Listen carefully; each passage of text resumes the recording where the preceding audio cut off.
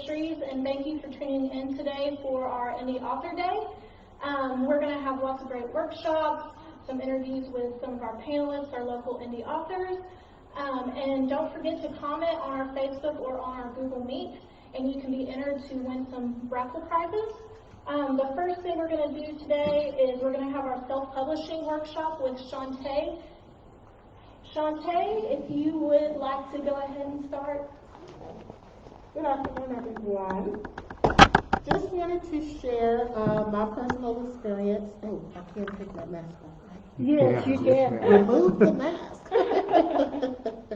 Again, my name is Chontae Cuellar. I am a self-published author. I have self-published 2 books in the works on a 3rd. So I'm going to be explaining a little bit about the difference between self-publishing and working with an actual self-publishing company. The distinct difference between the two is, we'll start with self-publication. And with self-publication, you are responsible for basically covering all aspects of the publication process. That means the printing, the copy editing, which means you can outsource for it. You pay someone for said services, but you are responsible for quote-unquote fitting the bill for that particular entity of publication. That has to do with print on demand, various things dealing with the actual distributors, wholesalers, all aspects that's solely your responsibility in reference to self-publication. The difference between working with a self-publishing company is you have an actual company. Many of them, and I hate to refer to this term, but this is how they refer to as a quote-unquote vanity press. And these are individuals who you will contract your work with. They receive a percentage of your project, and the reason they receive a percentage is because they actually do the footwork. They are the individuals that will do the copy editing for you. There are different marketing packages that are entailed in that, marketing and promoting, social media, different media aspects of it. So they're basically quote unquote being paid to quote unquote do the work. They usually receive anywhere from a 50 to 55% of your actual book sales, which means you only receive a small portion. The other 45% of the actual, from the retail sale of your book. When working with a self-publishing company as well, you are responsible for purchasing actual copies of the book from the actual publisher. So it kind of depends on what avenue you'd like to take. I have found that many people have opted for the self-publishing company because either for main 2 reasons is, one, they don't have the revenue or aren't able to fit the bill for the cost of actually working with a printer, a copy editor, things of that nature.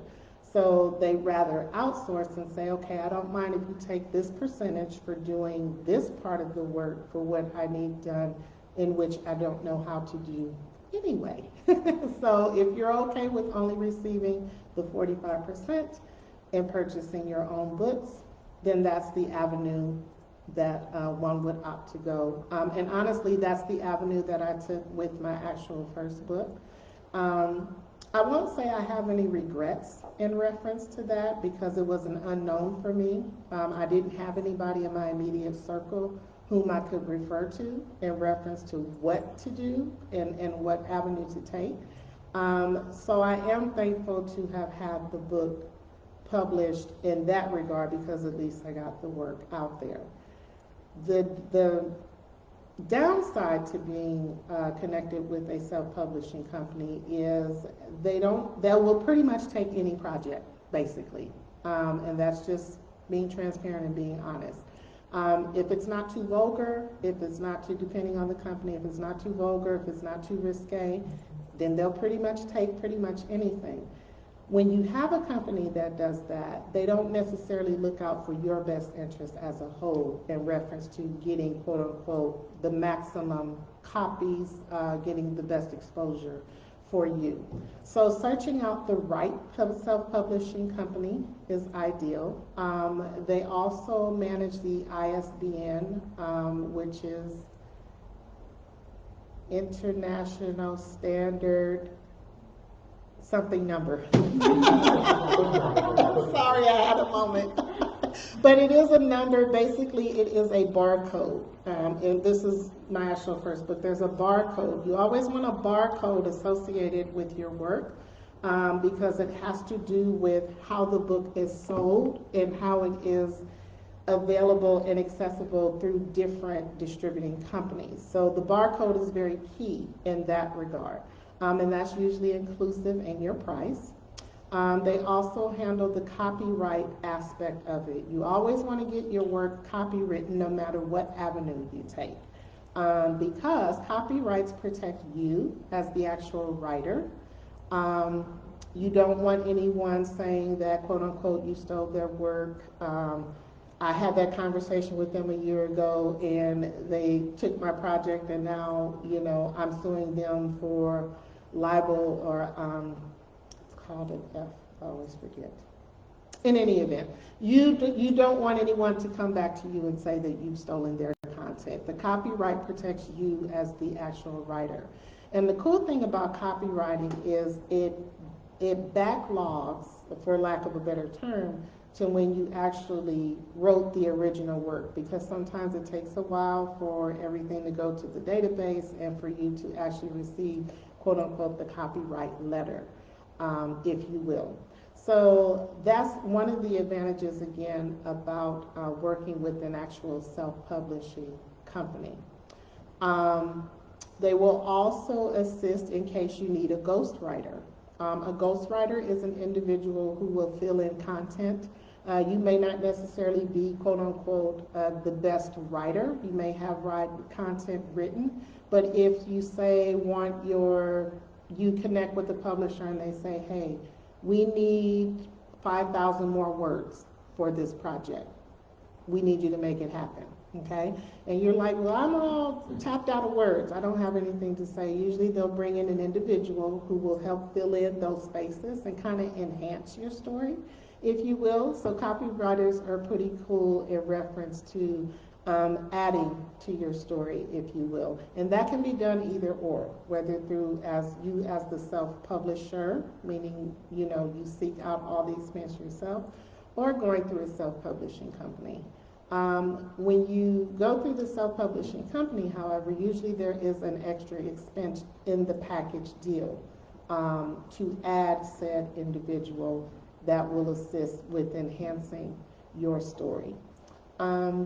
Sometimes with the self-publishing company, they may ask you one or two things will happen. They will accept the content as is, or at times they may say, you know what, we need to change this part of the story, we need to change this part of the book, this isn't quite flowing together.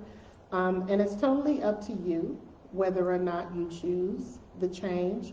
If you choose to keep it the way that you have written it, it is wise to have a good reason as to why, to be able to articulate that to said individuals, because they could easily say, well, you know what, this isn't going to work for us. We want it to go this avenue, and without that additional content, we can't move forward. But usually if you convey your point and you stand firm to your point and you can prove why it's necessary for it to stay this way, then you're pretty much good to go, and you guys usually meet a consensus and you usually move forward.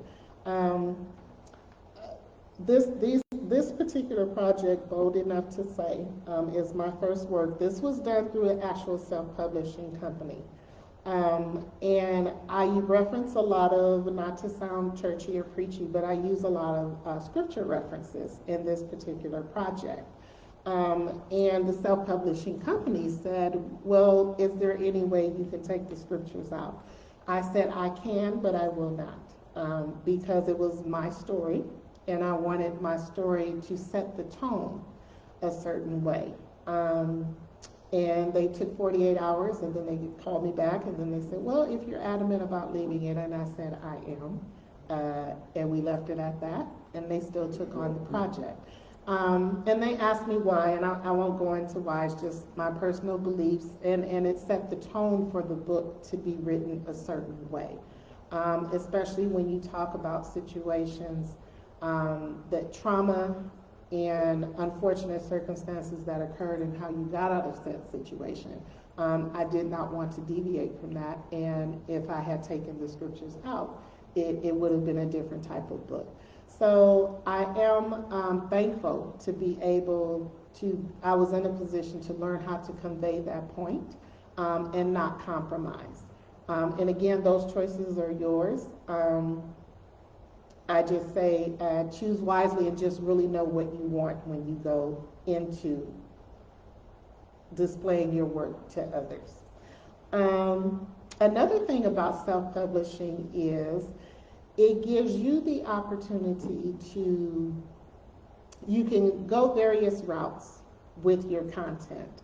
For example, when you talk about self-publication, you are the one who's in charge. You can use an individual that has all the media outlets, all of the resources that you need for printing, print on demand. Individuals are not aware that you can go to Amazon today if you have a manuscript, which this was not available when I released my first book 11 years ago. That was not an option that let me rephrase, that I was aware of. But Amazon is easily accessible to individuals now to actually take your manuscript with a copyright, and you can go through KSP website. It's affiliated with Amazon, and you can upload your information, and you are considered an actual self-publisher through Amazon.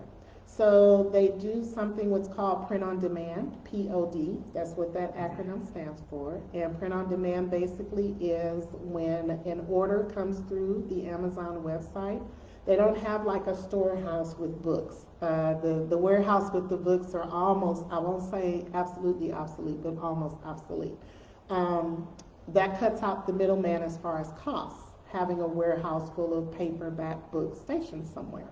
So print on demand is when you order an actual book, however many copies, it's done digitally. They take your information, how many quantity of books you want, and they actually print the book, which is neat.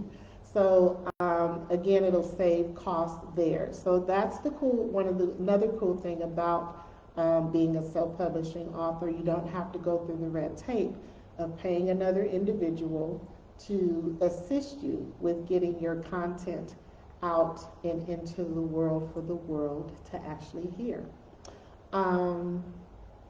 What else?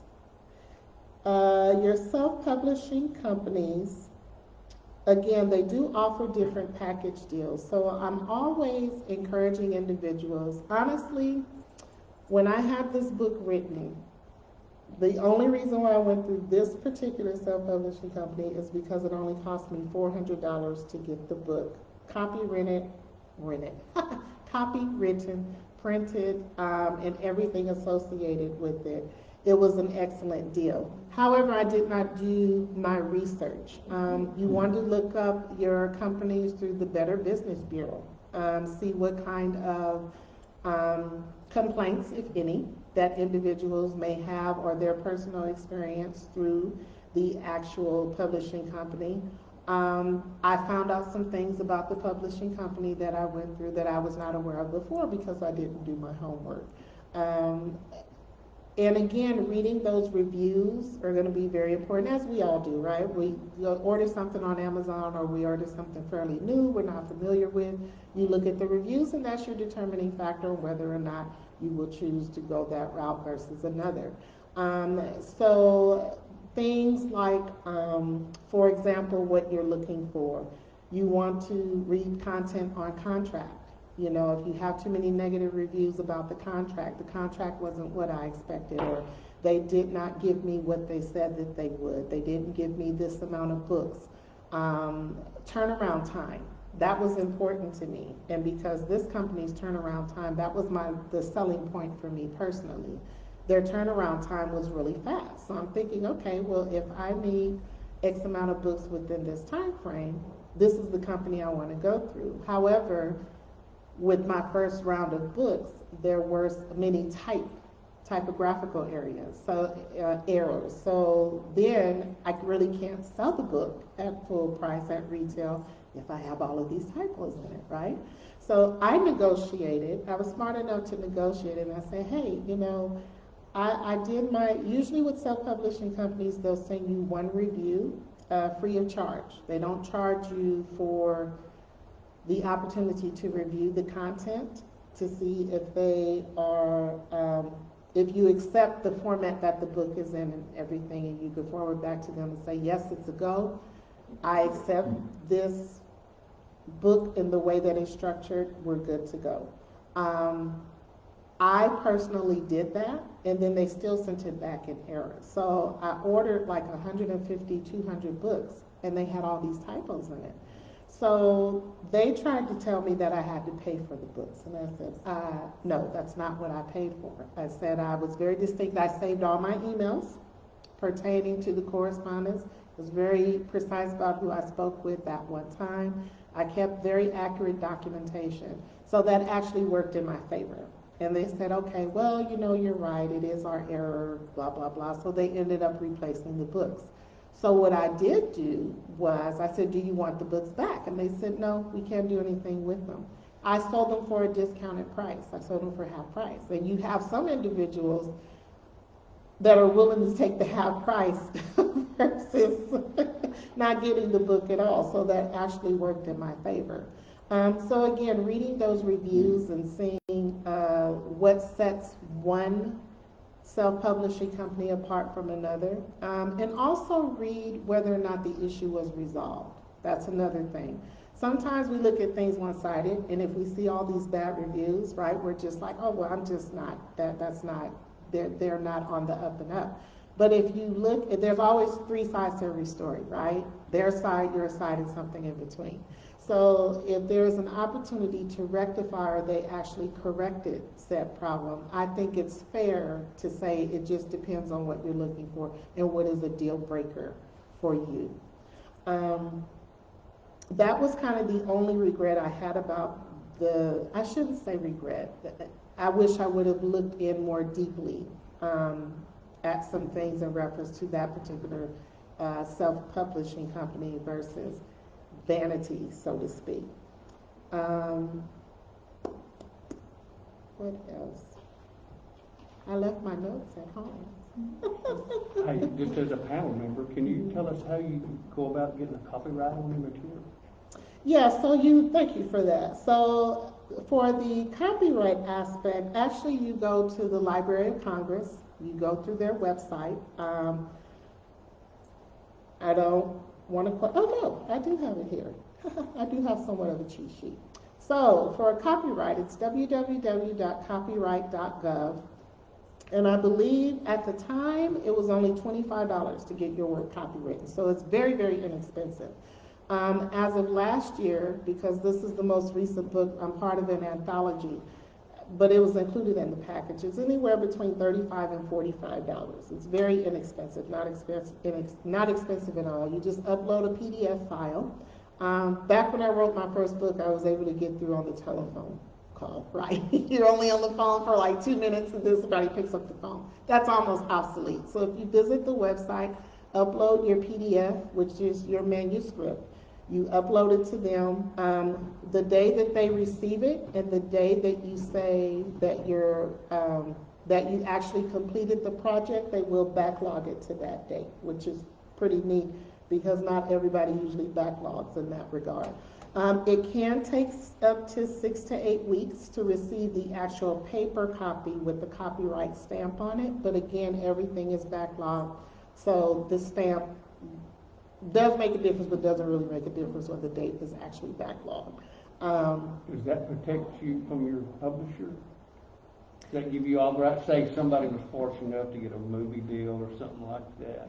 The copyright protects you, or would your publisher always get a percentage if the book escalated to another level? That is something, that's a good question. That is something you negotiate with the actual publishing company. And again, being informative in what you can negotiate and what you can't, you want to deem yourself full control of your situation. So some people will say, I don't care, if we split the cost, the experience, or the take home, if you will. And then there's some individuals like, no, I did the work. You just helped me get it out there. And you determine what the deal breaker is. I always say you always leave it up to said individual. So, is it almost that time? Yes, I'm actually going to, I'm going to open it up to questions. If anyone has questions within the panel or on Facebook or Google Meet. If any of the panelists have questions, I just ask that y'all spread out a little bit so that we can make sure there's further distancing between you. So we have a question from Facebook. Carrie, I think, said, asked what's the contact information for the publishing company? So, Okay. That is a good question. It depends on the publishing company itself. So you can always do a Google search, and honestly, that's what I did. I don't think it was a Google search back then, but it was some search of some sort I did, and that particular company came up. So the Google search would be self-publishing companies. And you'll get a long list that'll populate. Again, looking at those star reviews is what's going to be very, very key.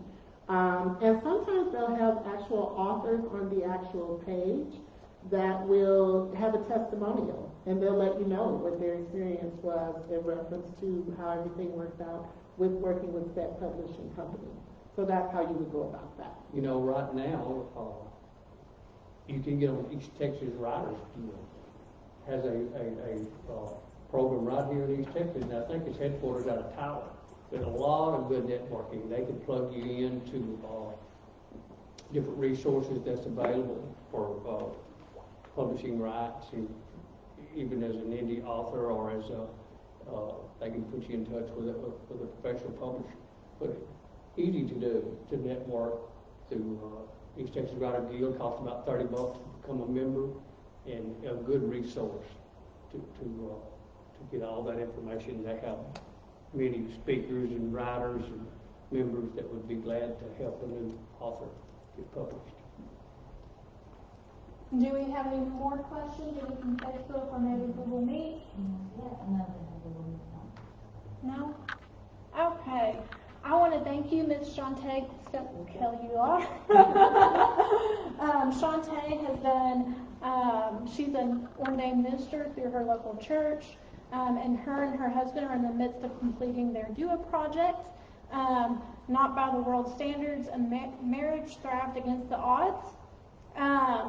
And she has been a part of other workshops and webinars, so we really appreciate her coming.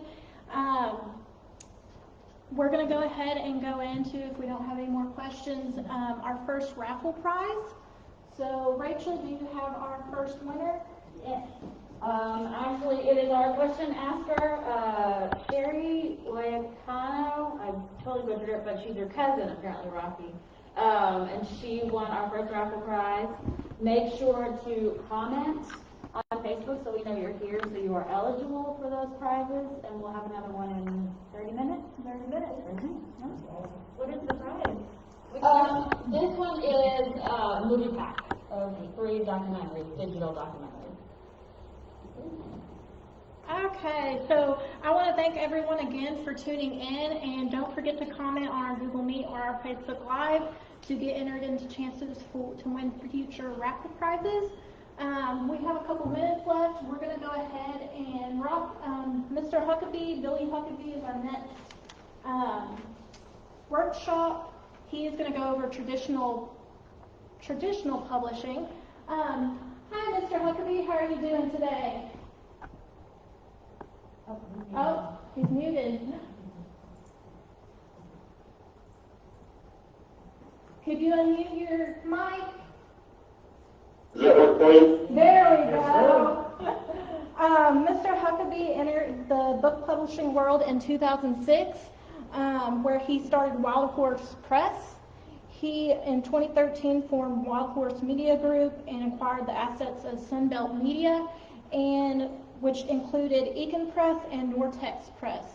He owns Cowboy Bookworm, a retail company selling books and DVDs, and then he's a graduate of Texas Tech University and has spent 15 years in the newspaper and magazine editor and publishing world. So I'm going to leave it to you, Mr. Huckabee. Thank you so much for your time and doing this for us. Glad to do it. I switched to it and cut out that big screen behind me. You want me to go ahead and get started? Yes, you can go ahead and get started.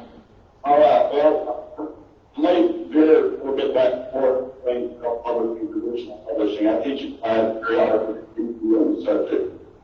And I do it mainly because I've heard some of the people written off by so-called self-publishing companies. But real quick, an overview of traditional publishing. You'll look for a publisher publishing the book in the genre that you're writing, or maybe a publisher in your geographic area. You can submit an email or a query letter, brief synopsis of the book, your background, your marketing ideas, why your book needs to be published. You can find publishers a number of ways to go to Writers Market. There's an Independent Book Publishers Association online that has a list of their members. You can also visit your local bookstore. The biggest difference in a self-publisher and traditional publisher, if you go to a traditional publisher, they're going to pay for everything and do pretty much everything, with maybe the exception of cost of some illustrations or photos. And then also, the publishing process can be very slow and tedious. Depending on the publisher, I read at one time the average span to get a book published, start to finish, was about 2 years. And I've got one friend with one of my university presses, who wrote a book, and it's been lingering there for like 70 years. So, also, you're going to all use pretty much a standard contract, but don't be afraid to try to negotiate whatever their contract may be. Our contract is, we pay 50% royalty on the wholesale price of the print books, and then we pay 50% royalties, 50-50 split on any revenue as far as books, audiobooks, or anything along those lines. So some of the elements to consider when looking at traditional publishing, one is the percentage of royalties, the wholesale or retail, the royalty on the print books versus e-books, it's all pre-standard. Also, do you receive any free books when you publish with a traditional publisher? We give all of our authors 25 free books when we publish their book, and also what's your future cost going forward when you want more books. We charge our authors the wholesale price, which is usually half of the retail price, but we don't pay any royalties on the books that the author buys. One reason we don't is because we give them free shipping, so it's pretty much an offset. And then the other thing to think about, one of the gentlemen, I know in the earlier discussion kind of broached on it, is what rights are included in that contract. Most book publisher contracts encompass everything. Once you sign with that book publisher, they control the movie rights, the foreign rights, everything that's there unless you stipulate otherwise. Now, a movie contract or a video project or anything as far as that matter, we usually split the revenue 50-50.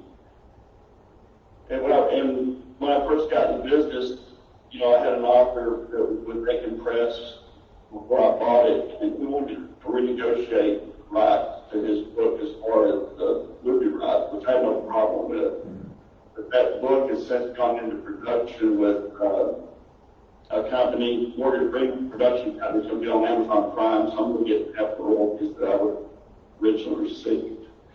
Also, you want to know at what point your right to revert back to you if you're not happy with the publisher. Our contract is pretty much non-binding. So we also have our contract, we're just going to give the rights back to the book. I don't want an unhappy author. But if the author won't do that, most contracts stipulate when the right expires.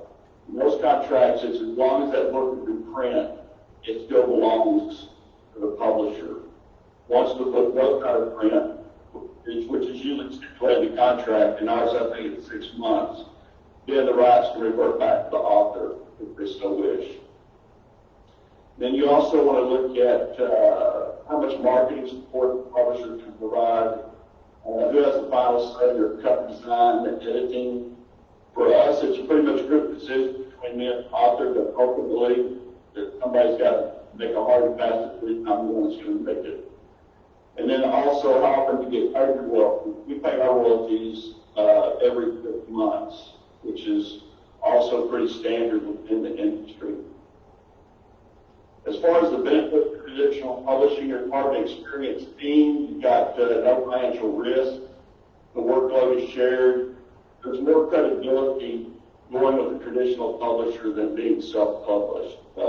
As mentioned earlier, at one time, self-publishing was referred to as vanity publishing, and it had a real stigma to it. The stigma is not so much there anymore. There's a lot of very successful self-published books and authors, but there's still a bit. There's still a bit there. And then also, the publisher has the retail-based marketing avenues that you as a self-publisher may not have. Us, for example, we specialize in Southwest nonfiction, primarily Texas, a lot to do with the Old West. So I've got museums and bookstores that are already buying from me. And so if we have a new title that fits what I know they're going to want, I can usually just mention it and they'll start stocking it and buying the books. Whereas if you're a self-published author and try to go in and get your book on the bookshelves, it can be a pretty tough negotiation. One of the things I always say when I teach my class to teach you, I start out, the great thing about today is anybody can get a book published, but the bad thing is anybody can get a book published. There's a lot of junk out there. And so it's going to make it harder for you as a self-publisher to crack in the market. But there's definitely advantages of going with a traditional publisher. There's not as many traditional publishers as there once was.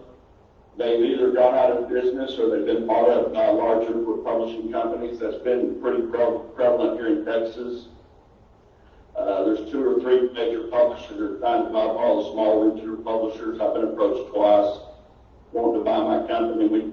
We're happy with what we're doing, so we're trying to stay true to what we've done in the past. Aiken Press, if you're not familiar with it, started in the early 70s. At one time, it was the largest, oldest book publishing company in Texas, and I guess I can still say we are. We've got over 1,000 titles in print, and we cover just about every genre that you can imagine. Although now we're focusing on the Southwest nonfiction. I can tell you doing this class, 99% of submissions I reject just automatically. I'm in kind of a different place, and when I bought Aiken Press, it was a disaster. And so they had over 1,000 books that had been in print at one time or another. Most were out of print. None had ever been produced as e-books. So we're working our way through their back catalog, just trying to get all those titles back in print, back on the market, and that's what my focus is. We do publish about a half dozen to a dozen new titles a year. I'm working primarily with authors that we already have an established relationship with.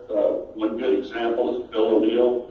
He's in Carthage, Texas. At one time, he was the official Texas state historian. Bill's probably written 40 or 50 books at least.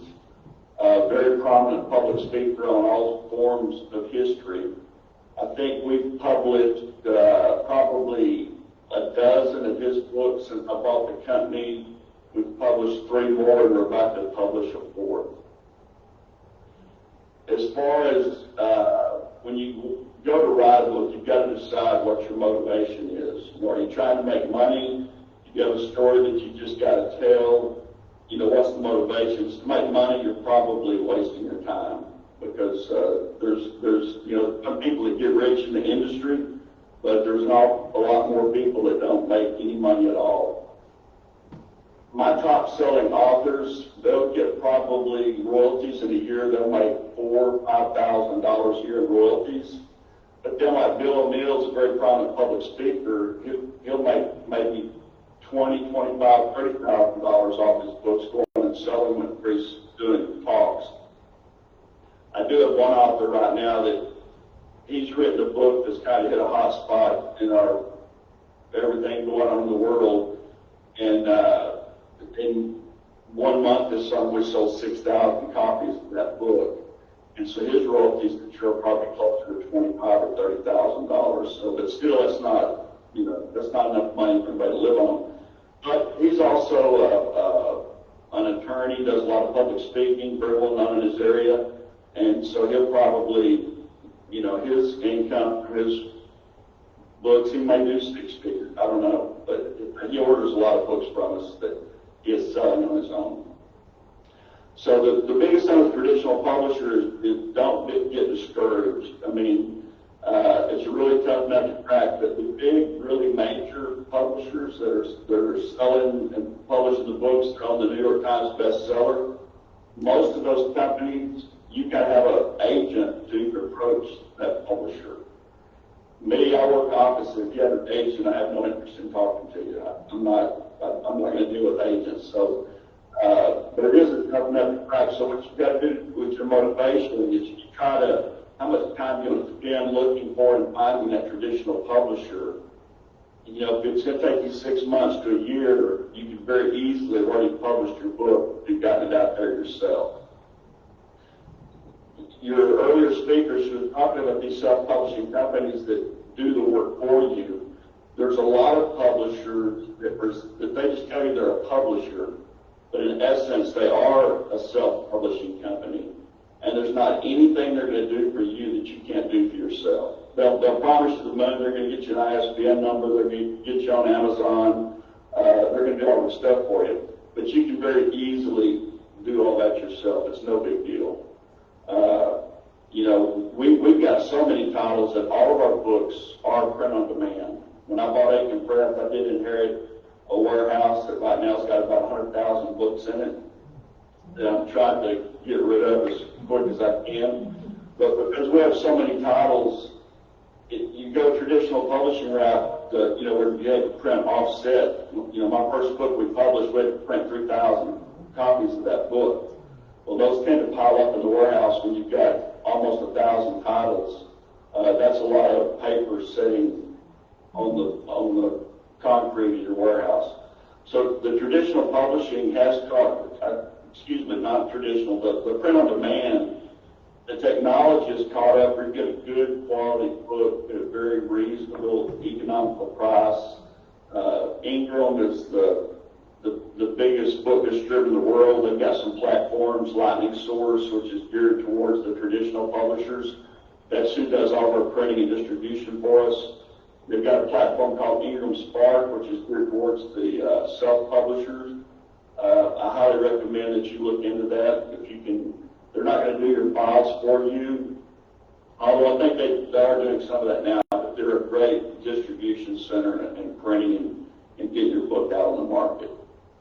So that's a real quick overview of the traditional publisher. There's not a whole lot of us out there anymore. The university presses is where most of your, especially in Texas, that's who most of your traditional publishers are. Texas Tech, Texas A&M, TCU. We're big in the publishing world. As far as independent presses, there's not, when I bought Aiken Press, it was kind of the last really strong independent publisher in Texas. There are a few smaller publishers that kind of specialize in some different areas, but there's not a whole lot of book publishing taking place in Texas. So with that, I know I've got a lot of time left. If there's any questions, and I can address probably both sides of the subject as far as working with traditional or how it might differ from being self-published. No questions on baseball.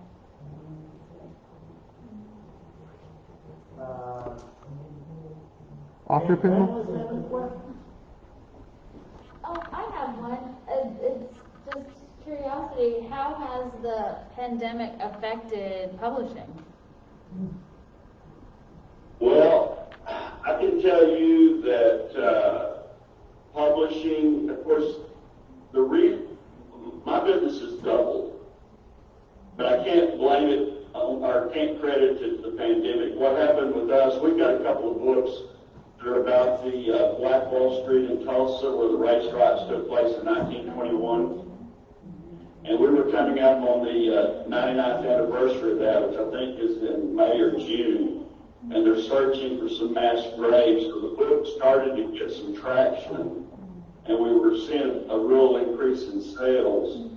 And then when Donald Trump decided to go to Tulsa on Juneteenth to give his talk and got all of that media attention, that book just absolutely exploded. And so that's been the biggest benefit to my company. We since had a sequel that came out to that, and it's consistently been in the top 5 on the Oklahoma bestseller nonfiction list. But I can tell you on the flip side, my retail company, Cowboy Bookworm, we primarily do e-commerce through Amazon and eBay and through our websites. Our sales, we're running 5 times ahead of what we were at the same time last year. And I do credit that to the pandemic. I think a lot more people are buying online. And we're in kind of a unique position in the Cowboy Bookworm. And what they did that for us when, in the middle of the pandemic, Amazon went to where they were only shipping into their warehouses essential products. So they weren't buying books and putting them in their warehouses. Well, my Cowboy Bookworm sells all of our books. We have a pro seller account on Amazon. So even though Amazon is stocking and selling our books and getting them from our distributor, we still list them.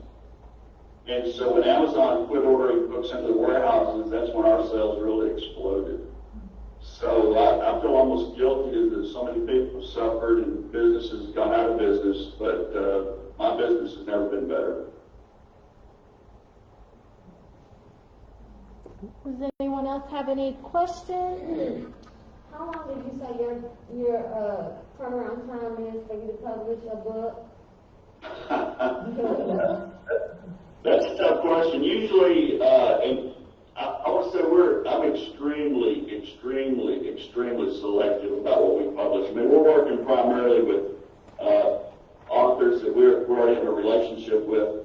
You know, if we really, start to finish, depending on what type of book it is, it has to go through an editing process. It has to go to the formatting. We send the proofs to the author for them to sign off on. Once they sign off on, that process can be 3 to 4 months.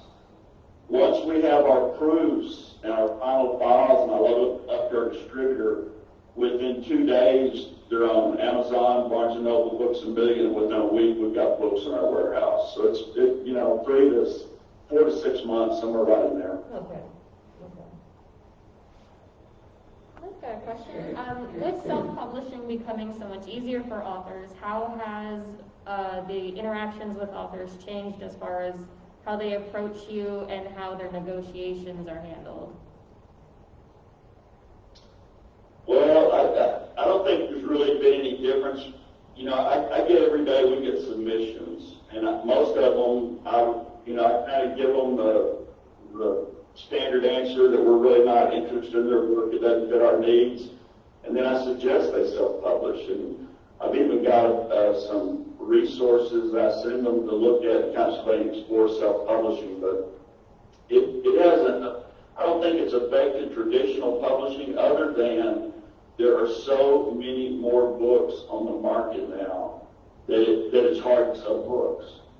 And a lot of it is out there. Anybody can put up anything and get it sold on Amazon.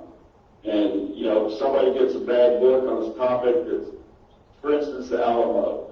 We've got a half dozen books about the Alamo. They're great books. They're by well-known authors. They've been around for a long time. Some of these self-publishers, they'll put books up that aren't nearly as good, but they're selling their books, and so that is competing with our more established books. So it does make it tougher for a traditional publisher.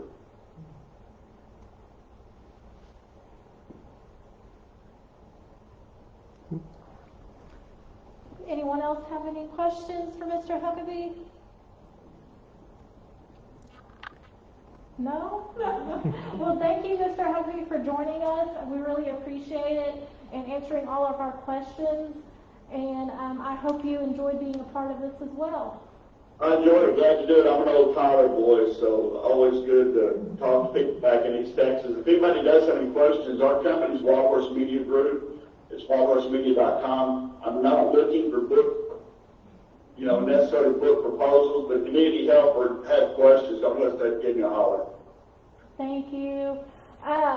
So what we're going to go ahead and do now is go ahead and give a round of applause both to Chontae and Mr. Cuellar. I'm going to go into some book spotlights and talk a little bit about the authors as we're getting ready for the panel to begin. The first book I'm going to go over is Blood Fiercely Defended by Heather Sprague. Did I say that correctly, Heather? Yes. The Blood Fiercely Defended is basically what it's about. I wrote a couple of sentences about each of these books. The gathering is soon, but Inca and the vampire world is soon going to be under attack, and an old enemy will resurface and secrets will be unveiled. All of our indie authors, we have all their books here at the library for you to check out. All except for Mr. Pitchford's, which we're working on.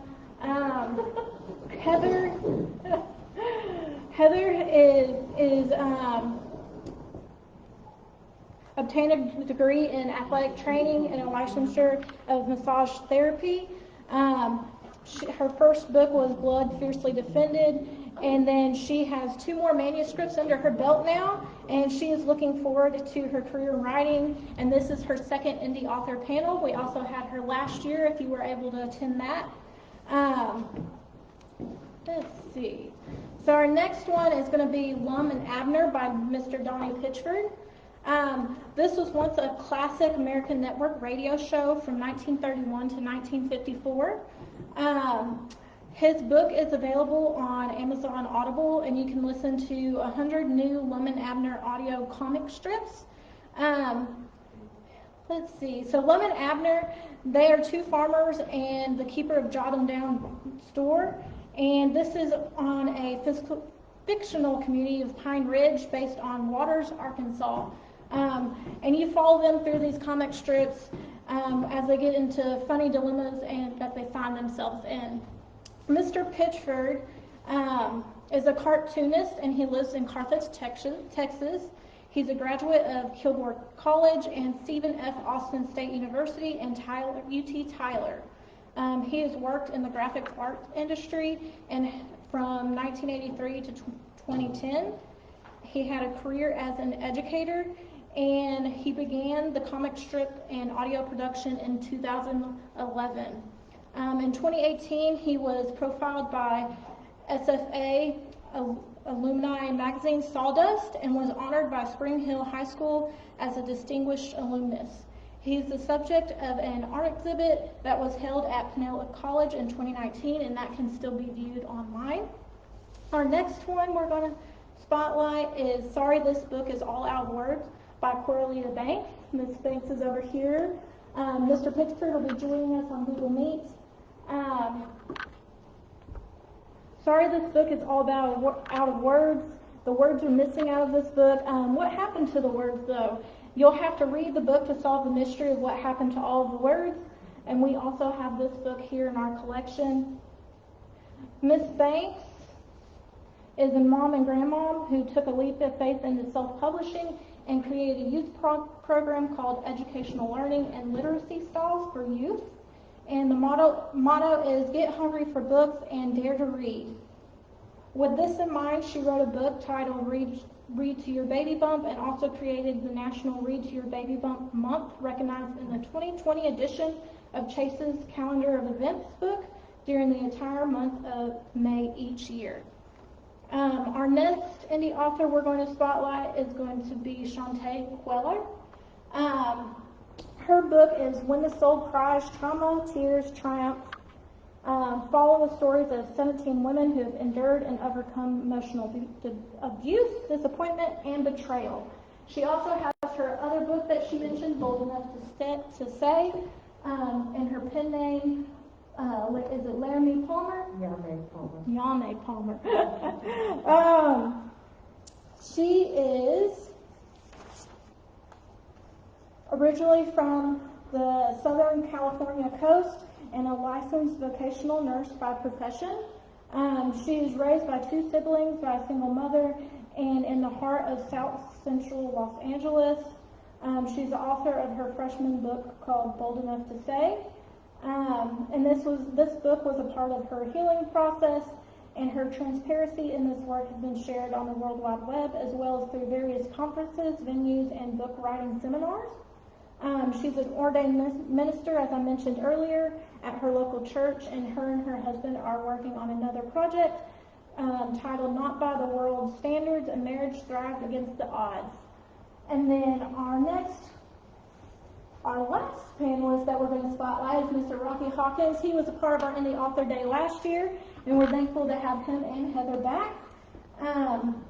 His book is He Ain't Heavy, He's My Brother, Guns, Girls, and Gambling in East Texas. This is the story of two boys who grew up depending upon one another, and a enigmatic father who is in and out of their lives. Rocky is married to Laura Hawkins and lives in Gladewater. He enjoys fishing, coaching, Little League baseball, and hanging out with his grandchildren. So we want to give them a round of applause and thank them for participating this year. We're going to go ahead and enter the panel, but first we have our second prize giveaway. Rachel, do you have someone that's a lucky winner? I do. Yes. This time it is Laura Hawkins. You are our next winner. Everybody else, keep commenting, and so we know you're here, and we'll enter you into the contest. I knew this program was rigged when I came in.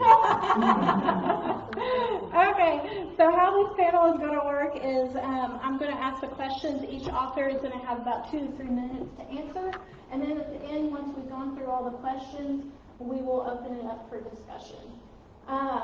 My first question, Shantae, is going to be, what is the most surprising problem you've had as an author?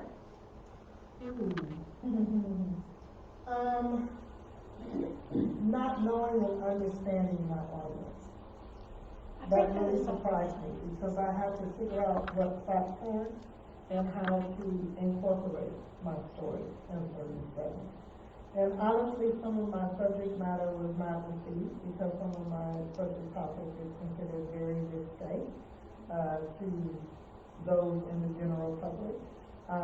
So even though I knew it was my truth and it was my truth to tell, it made some people uncomfortable, and it actually really surprised me because it's things that people go through on a day-to-day basis.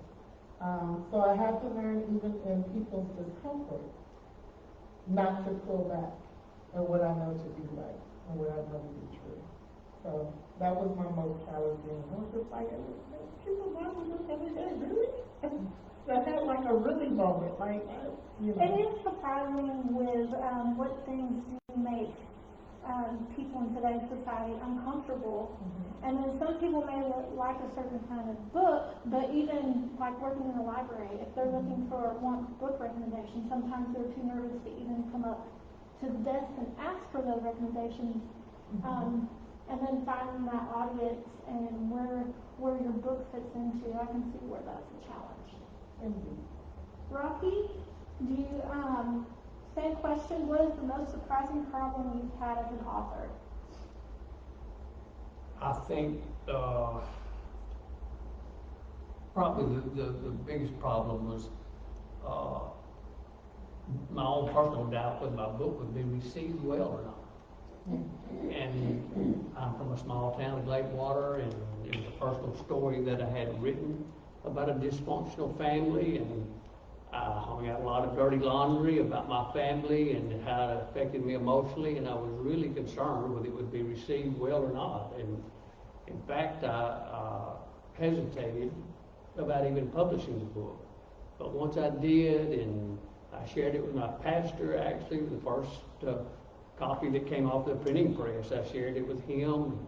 He was well received, and even though it was a hard story to write, and especially a hard story to read, but it's been received well in my community, and it was a lot of history and a lot of humor, but I had some fears, some inhibitions about publishing it, but so far it's been well received, and it's been better than expected. But there was some anxiety in the beginning. I like to say from my personal experience, I'm my own worst critic. So it sounds like maybe you have some of that issue as well. I'm harder on myself, I think, than anyone else could be as hard on me. So that's always something that I work on, and it's something that we all, I think all of us, if we have that issue, work to improve upon. It's a leap of faith anytime you know, share your personal story, but I've been very fortunate. My book done well in my hometown, so it's been a fun experience for me so far. Okay, Heather, you ready? I'm ready. What is the most surprising problem you've had as an author? Couple of things when I think about it is, one, she touched on it earlier, is the fact that you do have to protect your intellectual property. So there are people and websites, businesses really, that they go out and they'll collect books, electronic versions of your book, and then release it for free. And so sometimes what happens is they will contact you and say, I'll get a copy of your book, usually electronic, and then give you a review. And so something that you can do to make sure that they are legitimate is make sure, one, do they have a website? Check out what reviews they have done before, and have other authors worked with them. So chats between authors, especially like on Goodreads, is a good place to talk about it. That's how I found out about a couple of potential scammers, is people would put on chat groups, hey, so-and-so approached me, are they real? So protecting your intellectual property, which is exactly what a book is, and that's not something I was expecting to have to worry about, especially as an indie author. The other thing was, no one's hated it. I thought for sure, because, you know, storytelling is a type of art. Art is very subjective, and, you know, someone's going to hate it. And so far, no one's hated it. I'm sure it will happen. But the biggest thing is, one, like she said, you know, make sure you copyright your book so you have legal rights to your book. And so that was something, being so small, I wasn't expecting to have to be on guard about. But yeah, make sure you copyright, and that you make sure the people that you are working with in all stages of your writing are legitimate. Corletia? Corletia, sorry. Same question. Same question. What is the most surprising problem you've had as an author? In the beginning, trying to figure out what direction I wanted to go, either self-publishing or traditional publishing or through an independent publisher. And I did try an independent publisher, and the package looked really great until they told me what the price was going to be. It was going to be a total of $13,000, which I just did not have on a small budget. So I was all excited when I, you know, got the confirmation that they were going to accept my manuscript. But after that, I had to decline because that was just not in my budget. And I even tried traditional publishing, which I got turned down several times. I mean, several times. And that kind of, you know, it kind of put me in a mood of, you know, well, maybe I should just not, you know, publish at all. But I knew that writing had always been a passion of mine, especially for children's books. And so I decided to just go solo and look into self-publishing. And that took a lot of learning and a lot of researching. And I really did want to get traditionally self-published, but also after I learned that it could take up to a year sometimes, or a year and a half, just to get one book out, I was thinking, you know, like Mr. Huckabee said, you know, you could have one out in 3 to 6 months, you know, just by self-publishing. So those were some things that I battled. Yeah, I don't think any regular person has $13,000 to drop, like, right at one time. Okay, Mr. Pitchford, same question. Oh, he's muted? Someone else is connecting here. Let me make sure he's, okay, so Sorry, Can so you, I was going to join, get Mr. Pitchford here. Mr. Pitchford, you're going to need to unmute yourself.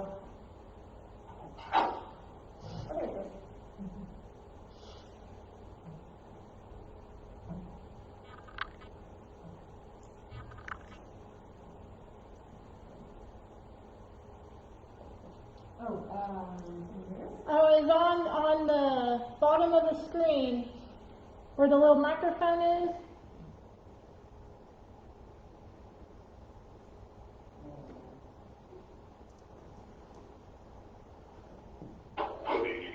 There we go. Now we can hear you. Ask him the question again, Leo. What is the most surprising problem you've had as an author? Okay, am I coming through? Yes. Yes. Okay. Probably for me, since my writing, I write scripts for comic strips, and the most surprising thing for me, of course, it's all visual. You know, you have an image like this, and the problem I had is I had a lot of blind friends that I didn't know about, and a lot of them are strictly entertained by what they can hear, unless they read Braille. So I had a problem with how to get my comic strip in a format that they can understand it and enjoy it. And so the way we solved that was with starting an audio production. So that was probably the most surprising situation that I had come up. And the reason so many blind people were already familiar with these characters is a lot of them are big fans of old-time radio, which goes back several decades, but they find that as a good method of entertainment, and so I would say that would be it. Thank you. Okay, we're going to go back to Chontae. Chontae, this next question is, how do you utilize social media? Social media is such a big thing nowadays, so. It is. Facebook, I'm very partial to just because it's user-friendly, and I understand it because I've used it for several years. I utilize Instagram as well. I'm learning Instagram though. I haven't studied that as of yet in reference to lives and things of that nature. So I'm still working on that. I'm creating a YouTube channel because in addition to my writing, I have something else on the horizon as well. So learning the YouTube component is key because I find that your views they go global on each platform, but YouTube seems to be the most, wider spread, if you will. I guess people will YouTube one thing versus YouTubing anything else. So learning how to get those numbers up so you can establish a channel, I'm in the works of learning that process right now. So. Well, even myself, there's new platforms coming out that I don't know. I'm like, what's this? So I think it's a very challenging thing with. It is, and I'm in the process of creating an online course in reference to the publication process also. So I haven't quite figured out what avenue I'm going to use there yet. I'm looking into Teachable and a couple of other platforms as well. So we'll see how that goes. Thank you, Shantae. You're welcome. Mr. Rocky Hawkins, how do you utilize social media? For me, it's really been, I think, the foundation of my public relations with my book. My wife has a Facebook account. Of course, my book has its own Facebook account. And it's really, we've used it. We like to put a lot of photographs and stuff promoting my book and then feedback. But one of the things I was very fortunate to come across was when my book first came out, I reached out to Channel 7 in Tyler.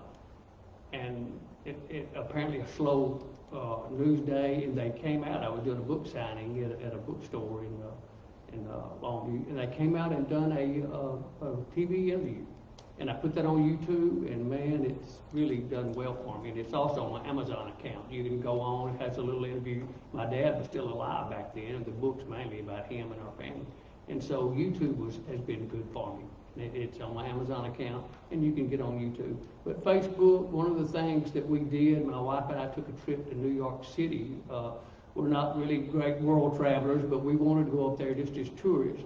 And before I went to the New York City Public Library website and asked them if they would entertain the idea of looking at a published book from Texas, and they did. And we went on site and met some people there, and they put my book in the Texas history section there at the New York Public Library, and I put all those pictures on Facebook. It was just good PR. Yeah. They probably have several million books in stock, but that kind of stuff really is fun to do on Facebook, and it gets you a lot of activity, a lot of feedback. And my book's about 5 years old now, and my wife continues to accuse me of taking my 15 minutes and stretch it into 30 minutes. And we've done pretty good with just through public media, through the media, social media and Facebook, and it's reached out to and it's been fun selling my book, and hadn't made much money off of it, but I kind of have a little ministry with it. I send a lot of books to some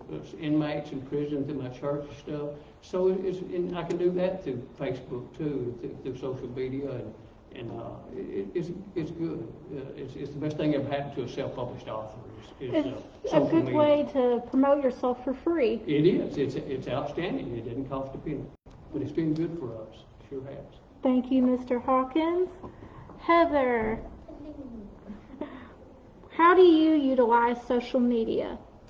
Well, social media is, how you market yourself and your book. It's pretty much your author platform. It's how you get to connect with the world as an author. So you get to create a relationship with your readers and network with other writers. I've been able to meet other independently published writers and create relationships with them and exchange advice. I have an Instagram and a YouTube and a Facebook, and they're great ways of getting to know your readers, and that gets them involved with the process as well. So like the tagline of my book, the title of my book was in part decided by them, and you get to know what they want. So you're able to reach out about events like this to give it as many eyes as possible, and that's something that events like this help with, because I'm promoting it, and therefore they're getting more views, and when they're promoted, I get more views as well, and we're all helping each other out. And so creating a relationship with your readers and other writers is vital today, and people are more likely to invest in your book and invest in you if they have a relationship with you, and that's what you're able to do with social media. So yeah, basically creating awareness, creating relationships, and like you said, it's been one of the best things for self-published authors, because we didn't have this kind of reach, this kind of ability to do so well before these certain platforms. Well, I think especially during COVID, it's very hard to meet new people, so Facebook is a good way to connect, like as you said, make relationships and things like that, without having to actually physically get out. Exactly. So, you're able to connect with people in different countries even. So like the company that I worked with is based in England, so you get to work with all kinds of different people in different walks of life, which as a writer is obviously vital. Thank you, Heather. Corletia, how do you utilize social media? I do a lot of book blurbs, a lot of FYIs, basically pertaining to children's reading statistics. A lot of did you knows, and I do utilize Instagram more than I do Facebook. I'm on Facebook, but I'm not as active on there as I should be. And I'm getting ready to create a YouTube channel, like Shantae was talking about a while ago. I have twin boy grandbabies, and they're 5. So they're going to be on my channel with me to read some of the books. My daughter read to them while she was carrying them, like I did with my own children. And by the time they were about 18 months, they were reading. They started reading. And now they are probably on about a 1st grade or 2nd grade reading level. So I'm going to put them on my YouTube channel to let them read the books and show other children that, you know, reading is fundamental. Reading is fundamental, and it's necessary. And the earlier they start, you know, the further ahead they are in school. Yes. Thank you. Next, we're going to go to Mr. Pitchford. Mr. Pitchford, how do you utilize social media? Primarily Facebook. Facebook? I use that quite a bit. We have a Lamott comic strip Facebook group. Also pages. There's a page about books I've published. There are pages for companies I've worked for. Argo Press is one of those, which is out of Austin, Texas. So that's my prayer. I'll do that, and then sometimes I will post a video on Facebook as well as YouTube. So that's my primary use of social media. Thank you. Next, we're going to go back to Shantae. Shantae, do you ever experience problems finding your target audience? And if so, how do you overcome them? And I think you've briefly kind of touched on this a little bit. I did. And my situation is kind of unique in the essence of, again, because of the content of my writing.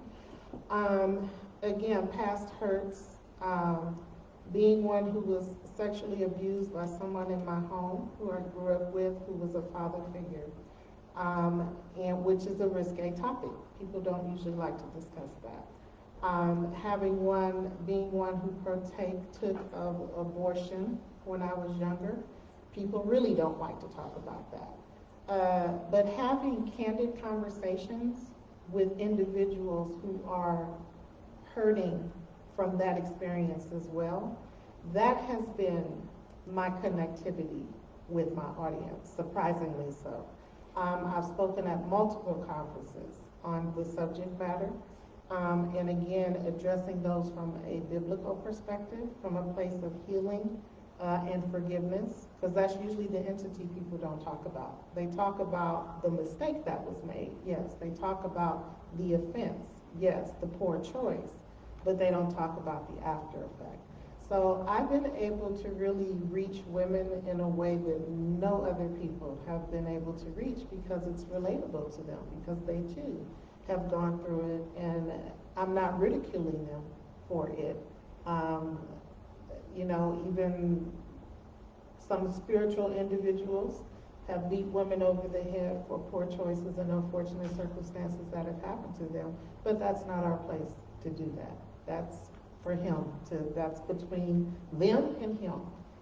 So I've been able to connect with people in a slightly different way in that aspect. And it's been a blessing, quite honestly, because people have said, nobody's ever talked to me, or I've never been able to talk to somebody about it before freely, and I didn't know I could be forgiven. I didn't know I could be healed from that.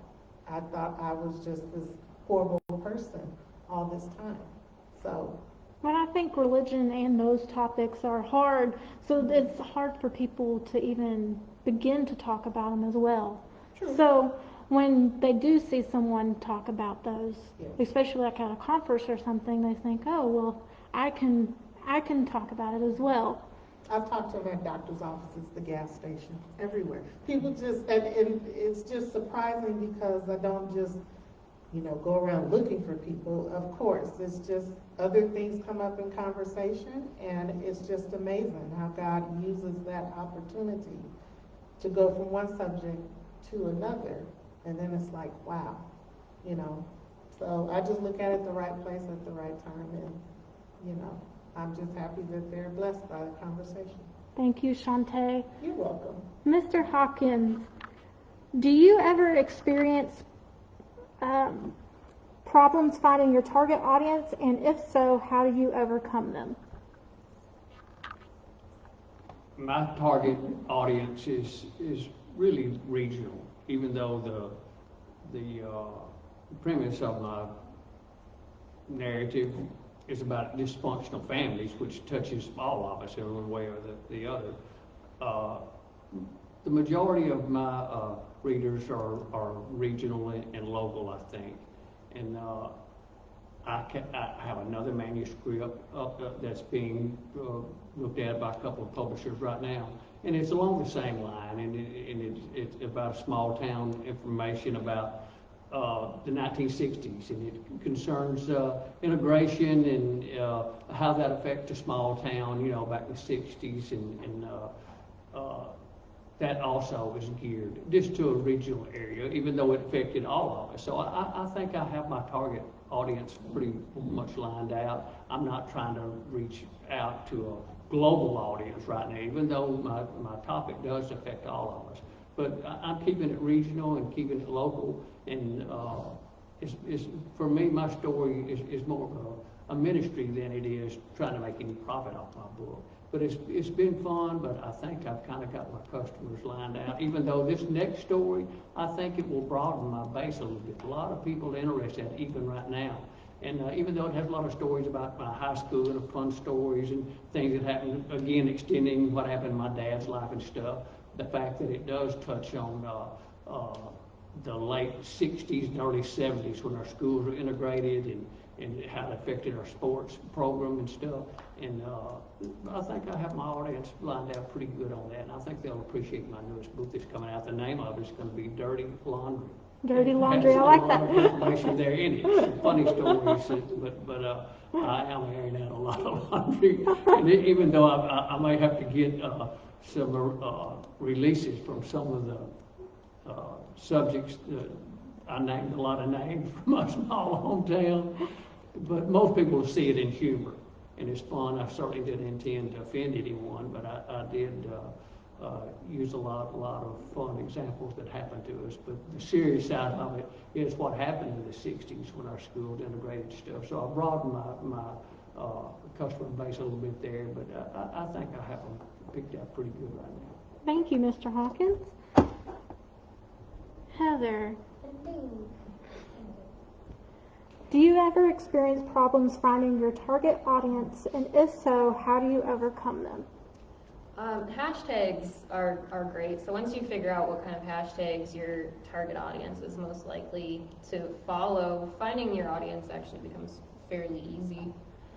Advertising, at least advertisements on Instagram, things like that, you're actually able to narrow down by like age group, region, interests, as far as who can even see your advertisements and things like that.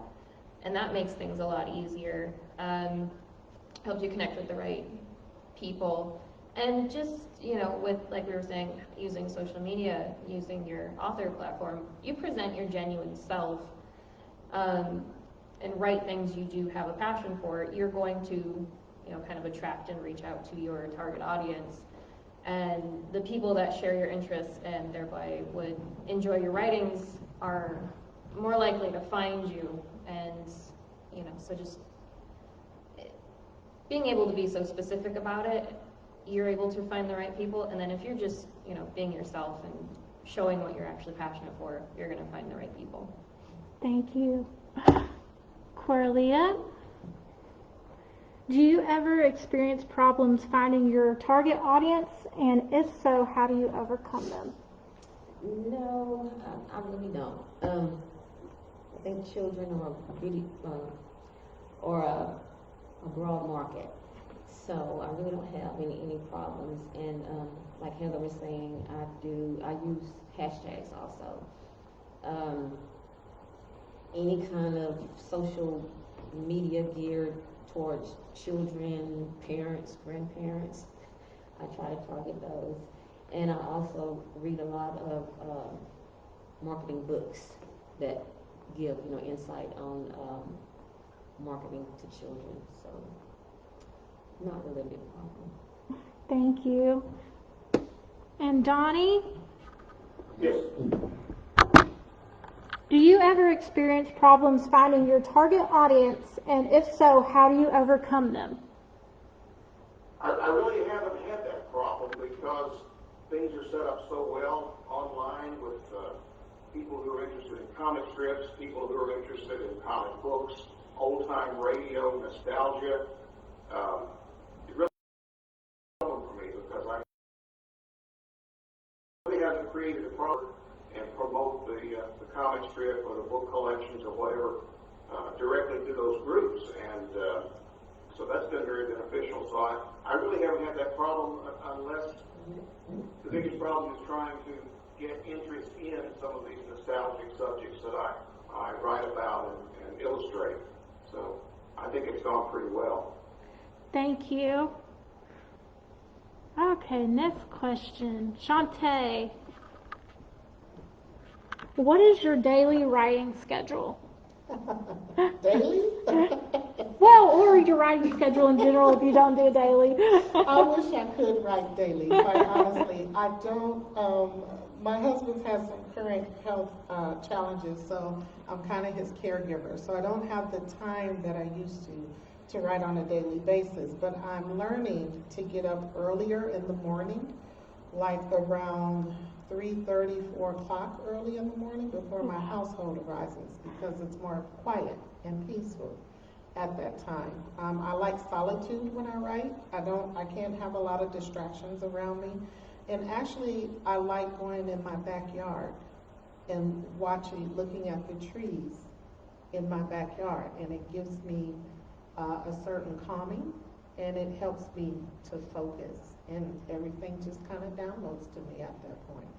So yeah, 3:34 in the morning. That's about when my husband gets up, so I'm there with you. Yes, ma'am. Rocky, what is your daily writing schedule? Or if it's not daily, what is your writing schedule in general? Right now, I've completed my second manuscript. I'm not writing anything right now. Now, when I was writing my first book, I was still employed. I'm retired right now, but about a 45-minute commute every day. And I would analyze and meditate on all these different ideas in a timeline of the story I was trying to put together, back and forth to work. And so when I would get to work, I was fortunate to have a position where I had a little bit of free time in between my job responsibilities. I would make notes when I got to work. And then when I come home, I would make notes when I got home. And so this commute really helped me because I was in the car by myself. I could think and put some ideas together, and I would write them down. But I love to make notes. That's what helps me. And I take it by spurts. I don't generally try to write all in one day. I may write 3 or 4 pages in one day of some notes that I put together, and I try to polish as I go along instead of writing it all together and then try to edit it, even though there was quite a bit of editing in the end, and my wife helped me quite a bit with that on my original manuscript. But I tried to correct it as I went along, but I write in spurts really. And something's funny or something's humorous or an idea comes in mind, I try to write it down right then. Even sometimes, even in the middle of the night, if I think of something really funny or a story that comes to mind that happened when I was growing up that I might want to put in a book, I'll get up and write it down then. And so it comes in spurts for me, but it works. It works for me, but that's how I kind of put my stories together. Thank you. Heather, what is your daily writing schedule? I kind of have a daily and a weekly right now. So daily, either, on my days off, I'll wake up, exercise, coffee, nonfiction, then sit down, or on working days, come home from work, exercise, eat. But once those things are done, I just sit until I've accomplished the goal for the day. So when I'm writing, I find the first draft, when I'm just writing it for the first time, I have a word count in mind. So at least 500 words is what I have to do. I'm always shooting for 2,000, but unless I'm having an absolutely horrible day, 500 is what has to happen before I let myself leave the desk. So right now I'm doing the rewrites, of course, and when I'm doing the rewrites, I'm more thinking in pages or scenes. or topics.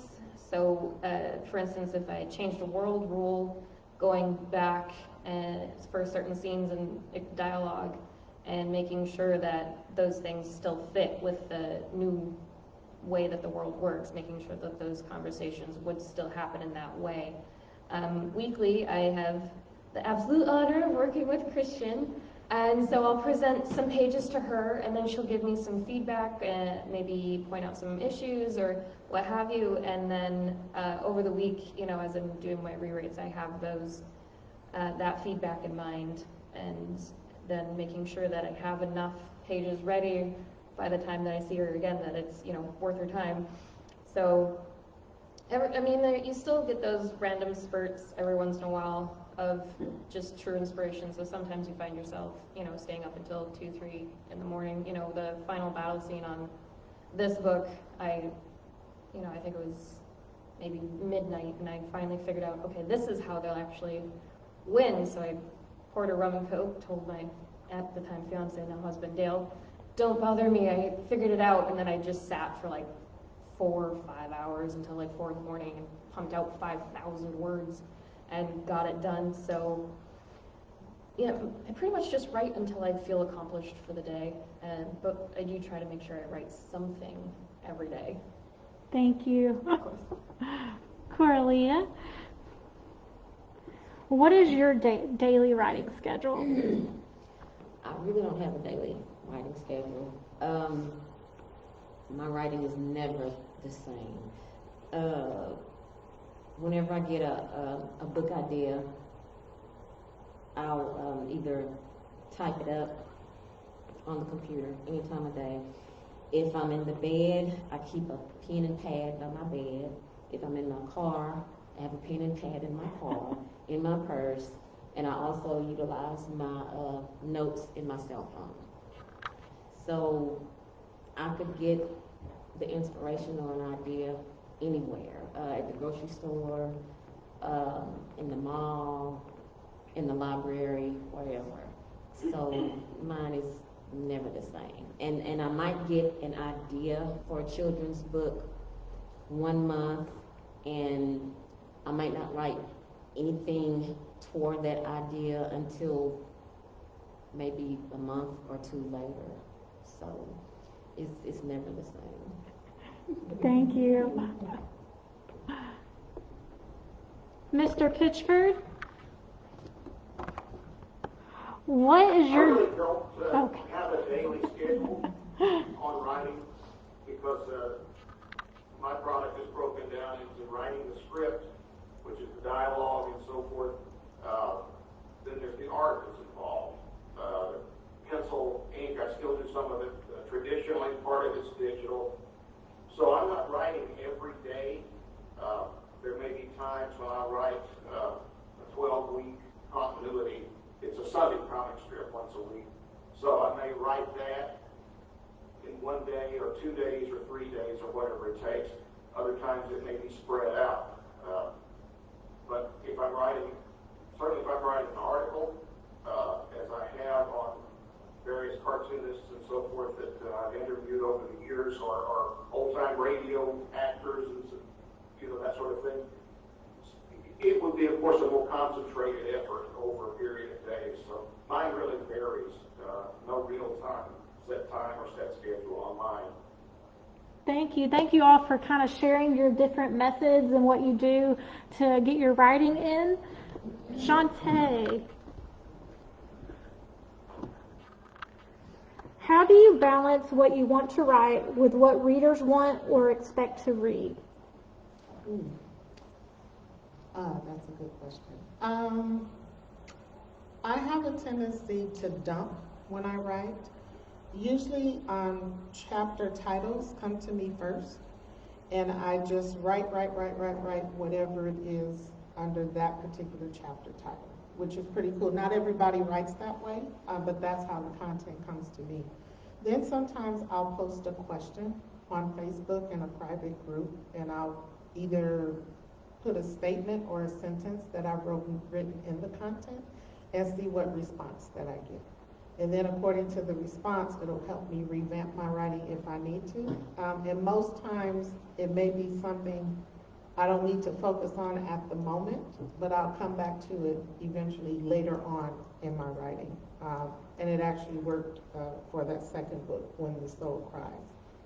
That particular, I was like, oh, okay, I see, so. Thank you. You're welcome. Mr. Hawkins, how do you balance what you want to write with what readers want or expect to read? When I first began writing my story, it's a memoir, really, about my family. It was part of a healing process for myself. My family experienced quite a bit of tragedy, and as I wrote my story down, it helped myself in healing and putting my emotions down on paper. And by doing that, I feel like I'm writing for myself as much as I am for my audience. I feel like the people that enjoy reading my story can identify with what I've written, and so I really don't struggle too much with because I'm writing for myself, and I think the people that have picked up my story and read it and shared it, it's because they can identify with what I've written down, and it seems to have worked for me. It was a lot of stuff. I've never had any professional counseling or anything like that, but a lot of circumstances in my life that are similar to some of my co-panelists here. So a lot of tragedy in my life, but for me to be able to write it down, write my story down, and share it with other people, it helped me quite a bit, and I think that's what they identify with. So that's what works for me, sharing my story. Thank you. Heather, how do you balance with what you want to write with what readers want or expect to read? Being a reader myself, what I want from a story and what my readers want from a story is pretty similar. Storylines that are surprising but logical. You want to be engaged from page one. Personally, I'm a sucker for great character development. So as a writer, I just try to write truthfully and inclusively and try not to, shy away from the important issues, which is balance. But yeah, I'm very lucky in that what I read and what I write is pretty similar. So what I want to write and what I want to read, and therefore what my readers want to read is pretty similar. So if I write what I want to write, it's usually what they also want to read. At least that seems to be true so far. Just the one book so far, but yeah. Thank you. Corletia, how do you balance what you want to write with what readers want or expect to read? With my children's books, I focus on children's learning styles. And I reference that from VARK, and that's V-A-R-K. It's a guide to learning preferences by Dr. Neil Fleming. And VARK stands for visual, oral, read and write, and kinesthetic. So we know that all children learn differently. So I try to focus my books on the way they learn. Thank you. Donnie Pitchford.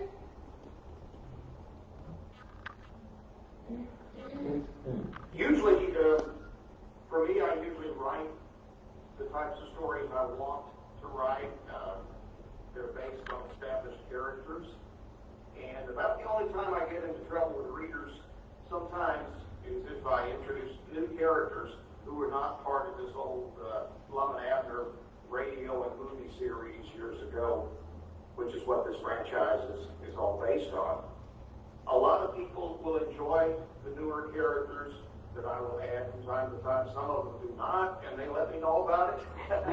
So it is a balancing act there, because, as I explained to them, if these guys had still been living, still broadcasting, or still perhaps on television today, they would certainly continue to add new characters. So that's what I try to do to keep it fresh. But it is a juggling act.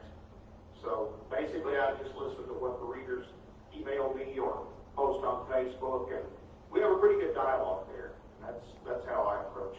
Thank you.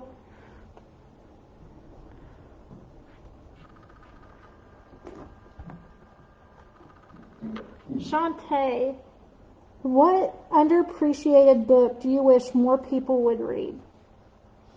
Boundaries by Henry Cloud and John Townsend. I think with the stress levels being as high as they are in society as a whole, a lot of heart issues, blood pressure, I think a lot of challenges, I won't say all, but quite a bit of them, is a lot of our challenges with people, with our employers, with our kids, with just everything. So that book has actually really helped me in recent years to just let my yes be yes and my no be no, and when to know to utilize either or. Thank you. You're welcome. Rocky, is there a underappreciated book that you wish more people would read? The one that stands out for me, and it's pretty well known, it's on the bestseller list, but it was The Glass Castle by Jeanette Wall. And it really set the foundation for my story because hers was so tragic also, a dysfunctional family. But it's out there. A lot of people know it. I'm not sure if it's been scheduled for a movie. There might have been a movie yet. But if you're really looking for something fun to read, I would recommend anything by Joe R. Lansdale. Joe Lansdale has had a couple of movies in the Happen Leonard series on Netflix, and Joe is from my hometown, but Joe is really a profound, real funny, humorous East Texas writer. If you're looking for some information and a good book to read that's fun, interesting, try Joe Lansdale's material. He's a great author, and he is underrated, even though he is global. But those would be two choices for me that would be good reads for anyone. Thank you. Heather, what is an underappreciated book that you wish more people would read? I think people shouldn't feel pressured to read anything, any specific book. I think people shouldn't feel guilty about their TBR list. I think you should read what you want to read about. I would encourage people to read about different cultures and different lifestyles, ones that differ from your own, just so that way we can understand each other better. And I think an understanding of how others live and a sense of empathy, especially for writers, aspiring writers, is essential. You can't write about other people if you don't know other people. So read what you want to read, but try to read about other lifestyles as well as much as you can. Thank you. Miss Banks?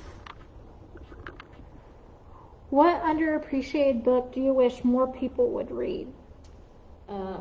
There's an old book that was published in 1986, and it's called A Grain of Rice by Helena Claire Pittman.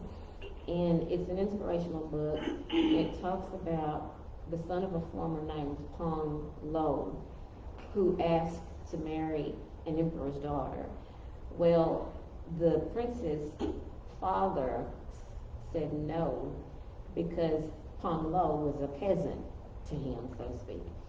And although the princess really liked the peasant too, the emperor father was adamantly about saying no. So the farmer devised a plan to become wealthy, and all he asked for was a grain of rice doubled every day from the emperor. And by the time he reached 100 days, he was the wealthiest man in town. So needless to say, he did get to marry the princess. I think I've heard of that book.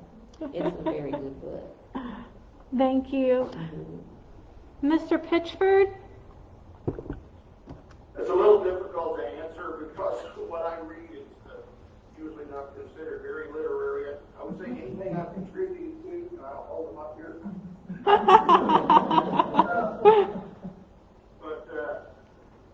I read a lot of things. Edgar Rice Burroughs, Ray Bradbury, things that are probably considered out of fashion or older books. Mark Twain,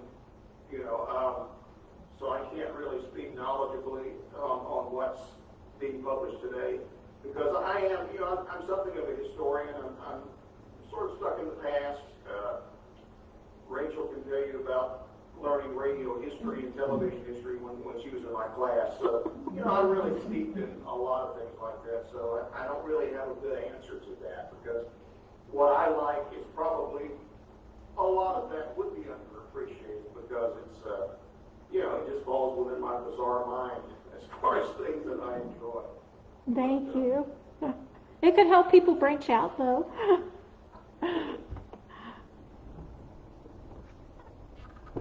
Okay, Shantae, do you research your subject, and if so, how, or if not, why not? I do, somewhat. Most of my content is autobiographical, so I usually read up on authors who have written stories about self. And I read various stories. I don't just read Christian literature. I read because, again, unfortunate circumstances are universal. So I like to see people's own personal experiences and how they progressed and conquered through, and even how they actually write their stories. Because everybody writes differently. Some people write in chronological order, some people write reverse chronological. It just varies from person to person. So that's how, and then I usually follow a group called Reddit. It's a content information group for, it has all types of stuff, but of course I only follow the author's standpoint. And sometimes I'll ask a question, and then the only thing with Reddit, they're beginner readers, writers. So their response is a little bit different than a seasoned writer, but still like to hear the variation nonetheless. And then of course I'm just always that girl that gets in a group and asks a question and gets a response that way. So. Thank you. You're welcome. Mr. Hawkins, how do you research your subject? And if not, why do you not do the research your subject? No, I try to research any topic that I'm writing about, even though it's a lot of personal history. The best thing that's ever happened to an author now is Google. You can find tons of information on about any subject, physical or psychological or spiritual. There's tons of information out there, and it helps me, and I do. I like to research. And my wife and I are both ferocious readers. In a wide variety of information we try to take in. We both like psychological thrillers, but I like American history, and I like Texas history, and a lot of humor and satire. One of my favorite authors is Kinky Friedman, and he's a humorous guy. He ran for governor many years ago, but we kind of got to know each other just a little bit. He endorsed my first book and gave me a good editorial on it. But I do. I like to incorporate what I've read from other books. I like to bring in a little bit of history. Even in my first story, some things that happened in my dad's life was back about the time that President Kennedy was assassinated. So I like to bring in information like that and read history, how it affected my personal life in the timeline that I was writing about. So yes, I'll try to research as much as I can and read as much as I can and use the internet. And I do. I love the research because it helps me and it makes the story a lot more interesting. If you can make application your story in comparison to what's happened, in the history that goes along with it. So yes, I do. I like to research as much as I can. Thank you. Heather, do you research your subject? If so, how? And if not, why not? Oh, so much research. As he said, it's so easy to find information now. So for my first book, I spent probably a good week reading articles, medical articles, and watching documentaries about viruses, which I think attributed to like 2 lines in the entire book. The book I'm writing now researched, Australia and when knights were active, whether Australia has like crocodiles or alligators for the background story of the main character. my degree is in athletic training, and I mostly like to write action, so knowing how those injuries happen, so, really helps make the action scenes more accurate. So, I was able to, watch a shoulder dislocation be reduced, so I know exactly what that sounds like. So if someone's ever had that done or heard it, that gives it, makes it more believable and makes it more easily immersed into, because when people really know a subject and someone gets something about that wrong, like a weapon stat, it ruins it for them. So I'd say definitely do as much research as you can. It just makes it more immersive for the people that do know about the subject, and it's educational then. Like Dan Brown, I think, is a fantastic example of you can do a ton of research and then it just makes it so much more interesting to read, because the storyline is one thing, but the research that goes into it makes it that much more interesting. So truth is so much often stranger than fiction, so you can get some good inspiration as well from doing some research. So yeah, lots of research, always. Thank you. Ms. Banks, do you research your subject? If so, how? And if not, why not? I do, like everyone has said, online, internet research, through facts, online trivia, even fact books, trivia books, any kind of information like that. And I also have my own references, lots of books at home that I go through to research. Thank you. You're welcome. Mr. Pitchford? Actually, you might not think of a person, a cartoonist, as doing a great deal of research, but because of the characters that I write and illustrate, the research goes back decades, because Lamott was a radio show for 25 years, and a lot of the old recordings exist, and so I've listened several times, over the years to that series.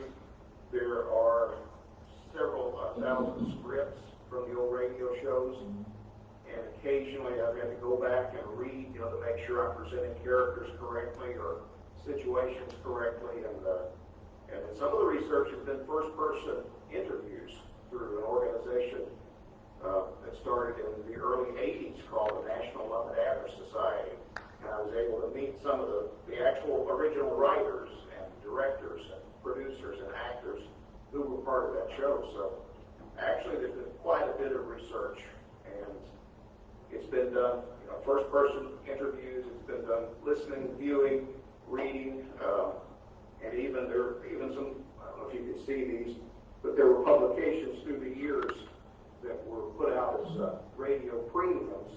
These were 3 from the 1930s that have information on the characters. I can't tell if that's on the screen because I'm seeing a delayed image. It is. But anyway, that is one thing that takes place when you do a comic strip based on something historical. Thank you.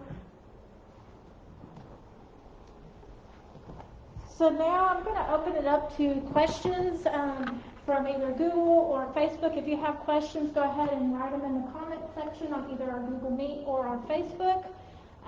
Rachel, do we have any questions? Yes. So first question is specifically for Mr. Pitchford. Paul asked, how did you come to choose Lamott Abner with regard to becoming their historian? How did I choose it? Yes.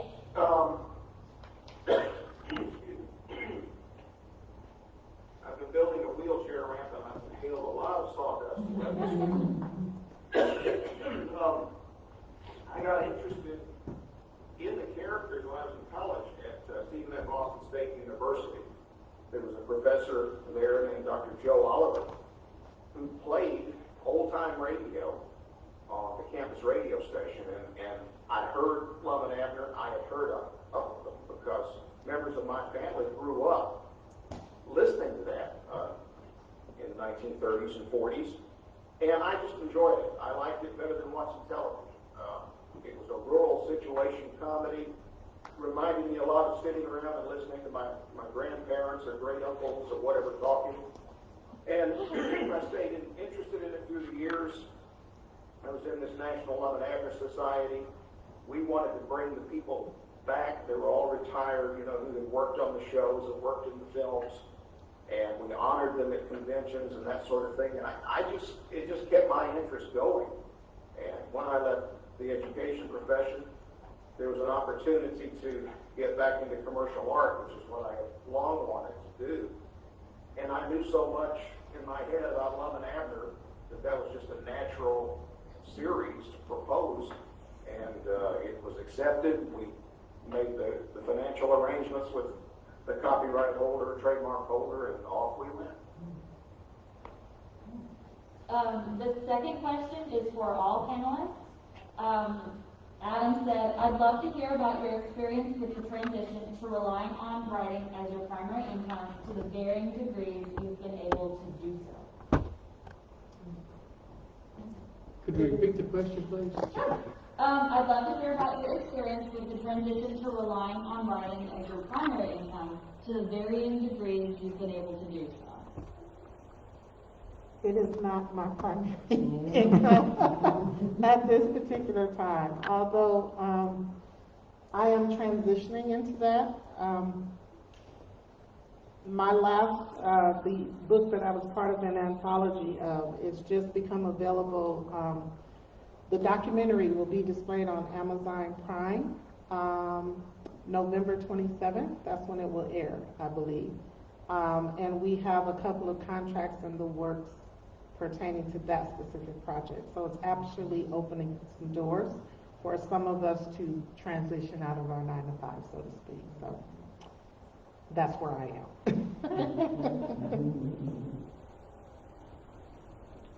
Does anyone else on the panel have anything to say in regards to the question? Well, for me, I didn't set out to write my story to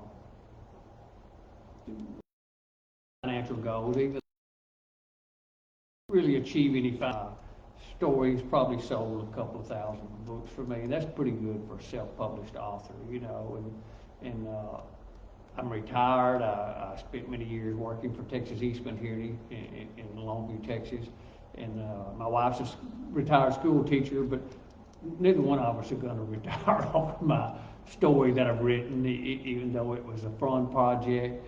But everybody is hopeful. You hope maybe. I'm a firm believer in persistence, and I've sent my story out to some radio stations and sent it out to Texas Monthly and had some interest and some movie small interest, you know, but some personal connections and some people that's tried to help me send it to some screenwriters and stuff. But that would be great aspiration to have. Whether it develops into anything or not, I don't know at this point. But right now, not really. There's no financial independence by writing my story, but it's been a fun project so far. Heather? Yeah, the statistic is a self-published indie author usually makes about $1 to $2 a day. I don't think that's a widely known fact. Then before you can have any kind of steady majority of your income comes from your book kind of money, usually doesn't happen until your 4th or 5th book is what the numbers tell you. So yeah, most self-published authors, you're pretty much doing it just because it's what you're passionate about. I do plan on this being a career, but I do have that in mind that, you know, I'm going to have to put, you know, at least 3 to 4 more books out, you know, on my own time before I can get to the point where even a good chunk of income comes from that. And like he was saying, it's a matter of persistence and making sure that, you know, every book that you put out is better than the last, you know, so always progressing, always, you know, keeping steady with it and being persistent about it. But yeah, as far as for aspiring authors, I would say that that's something to keep in mind, is it's not something where you upload the book and you just all of a sudden start making a lot of money off of it. You're probably not going to make hardly anything for quite some time. Like I said, it's gonna be book 4 or 5 before you start seeing any kind of substantial income from your writing at all, unfortunately. But if you're really passionate about it and serious about it, you have to have that patience. Does anyone else in the panel want to answer that question? I agree with everyone. You're not gonna make a living with one book. But I have read and I know it to be true. If you keep writing, like she said, 3, 4, 5 books, and even, more books than that, just keep writing books, then, you could possibly live off of that. But writing for me is just one income stream. I'm working on several other income streams.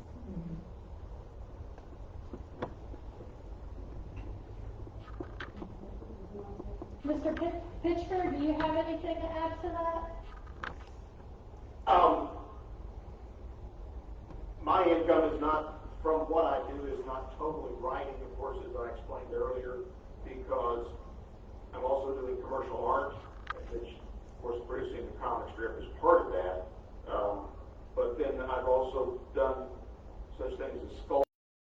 I've done quite a bit of that in the last few years. So mine is a combination of all of these things.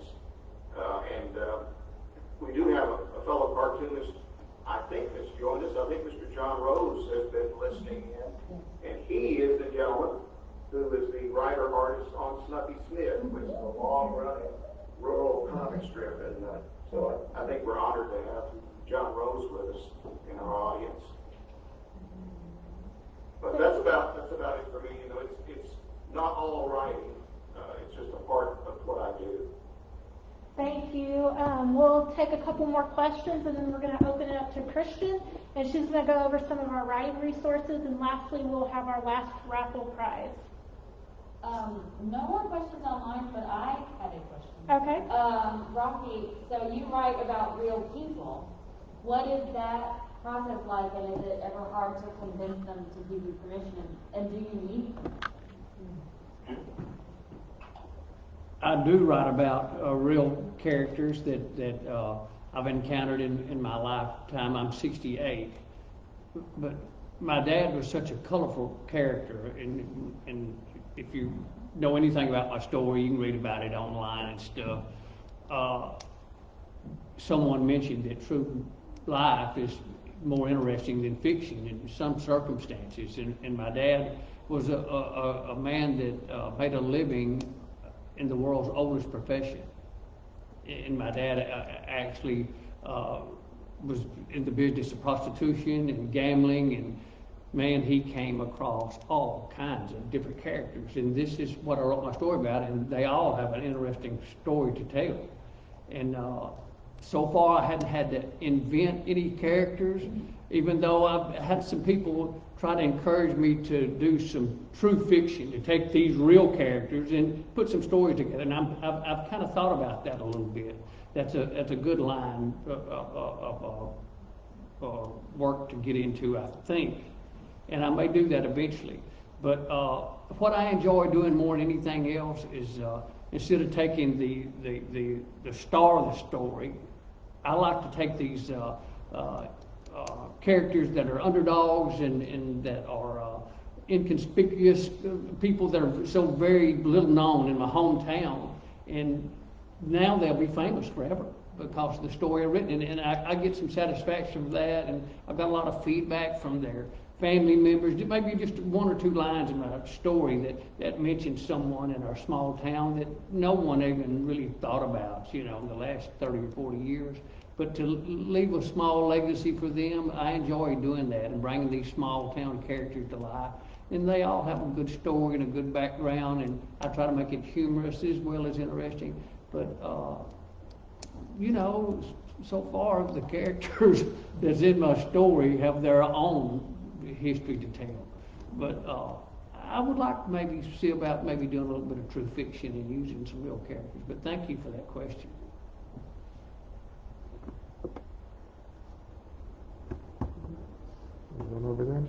Okay, I have one more question. How do libraries help support you, and then is there anything else that libraries can do to further support you as independent writers? Well, I think events like this are great. And keeping the books on the shelves, of course. I think that's a wonderful also, because not all books are welcome in every library. I have not. But again, my subject matter is a bit, not everyone embraces it fully. But I think maybe featuring authors throughout the year, maybe on special days or something like that, or just various times of year, I think would be ideal. And I don't know if you all connected with the news media for events like this. I think that would be helpful as well. Anyone else? You go. Oh, okay. Well, personally, I have an, obviously, like I said before, an invaluable asset in Christian. I mean, she teaches college classes, so I'm kind of, getting stuff for free, which is fantastic. And she runs the writer's workshop here, which is, of course, another great resource to have. Having somewhere where I can, one, meet other writers and also give honest feedback on writing is crucial for, expanding your writing and improving your writing. And as someone that's been very broke most of her life, and then also just always been a bookworm, libraries have been a great resource for me. So I, obviously being able to check out, that's something that you guys do on the receipts for the book here, is you saved this much today by checking out the book here. And so being able to check out books, just for fun and also for research has been huge. So libraries have always been a big part of my life, and I've always appreciated them, and I only appreciate them more, and I would not ask any more of them, because I feel like that just be selfish.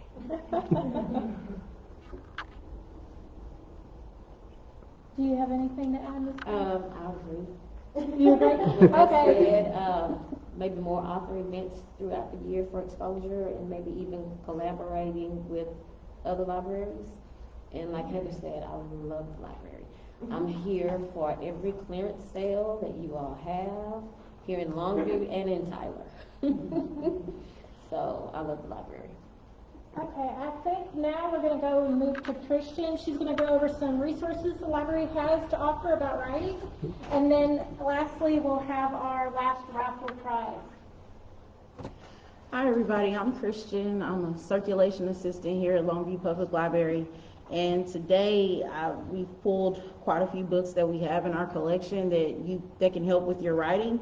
To start off, I'll talk a little bit about this one, and this has kind of been a go-to book for a lot of aspiring writers, and it's On Writing by Stephen King. And so what he shares is his experiences and habits and convictions that have helped shape him and his work, and he also gives essential tools of the trade that every writer must have. So this is also a part of our collection. Another one, and this one kind of goes towards, it's a guide to writing nonfiction, and it's called On Writing Well by William Zinser. And basically what this book is for is to learn about writing, and it also offers fundamental principles from a distinguished writer and teacher. Another one we have is Bird by Bird, and this one is by Anne Lamott, and she helps readers find passion and voice, and it starts from she does a lot of talking about starting from your draft to publication, so she kind of takes you through that process too as well. The other one is Steering the Craft, and it's by Ursula K. Le Guin, and this basically is a handbook that sheds light, again, on fundamental components of narrative, from the sound of language to sentence construction and also point of view. So she has a couple of chapters that gives a breakdown on that. Here's this one. It's Writing the Breakout Novel by Donald Moss, and Moss is an author and a literary agent, and so he basically talks and shows readers how to take their prose to the next level and write a breakout novel. Now another one that we have, and this is one that I I personally love a lot, and it's also self-editing for fiction writers. And this is by Renee Brown and David King. So there are two professional editors teaching writers the techniques of the editing trade. So it's always helpful to have something like this to help with self-editing. The other one here is Mastering the Process by Elizabeth George. What she does with this book is that she uses photos, and so what George and character analysis that she used to take readers kind of through her process and how she wrote her novel Careless in Red. So I think this is pretty interesting too as well, and helpful to take you kind of through that process. Another one on the end is How Fiction Works, and it's by James Wood. And so Wood takes readers through the magic of fiction. And he also answers questions about what constitutes telling detail, and also what it means when people say that we know a fictional character. So that's also a really good one. This one I thought was really interesting. It's A Stranger's Journey, and it's Race, Identity, and Narrative Craft in Writing by David Murrell.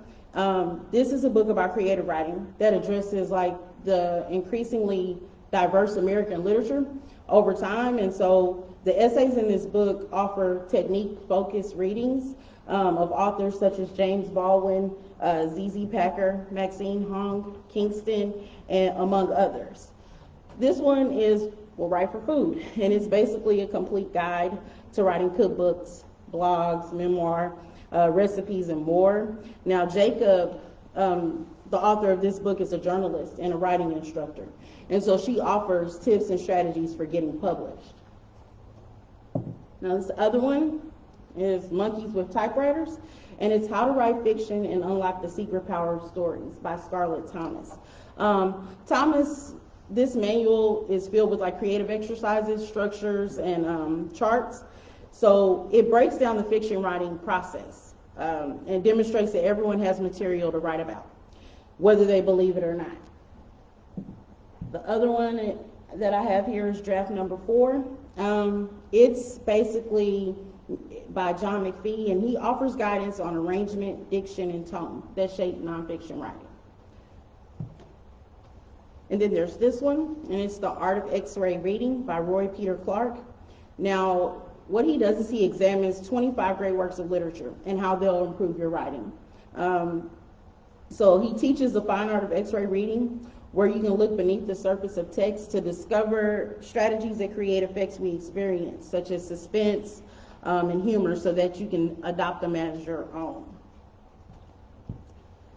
And another couple of things that I pulled to were children's books. So I found these really, really interesting. I got really, really excited about these because I feel like if people have that talent for writing, you should definitely start early. And so there are like a series of books called You Write It, and they basically take you through each genre of writing for children. So it does like fantasy, they have horror, they have mystery, and so it basically, if you open it up, it kind of gives a breakdown on how to write about like heroes and do character analysis and do revision.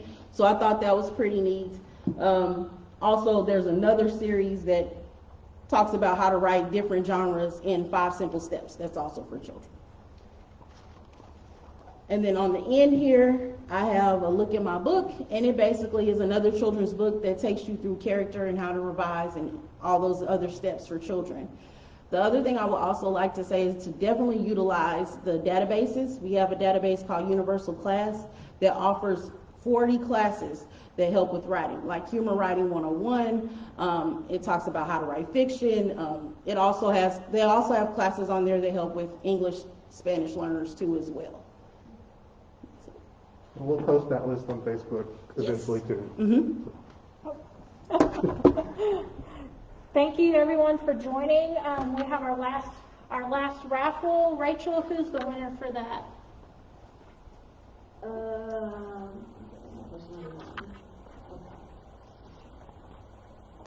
Our last raffle winner is Paul Jones.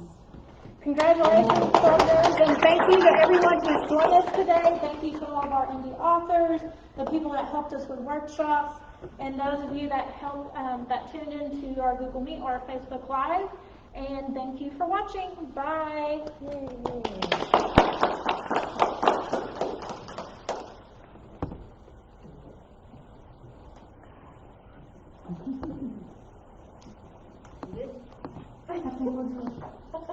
We're fine.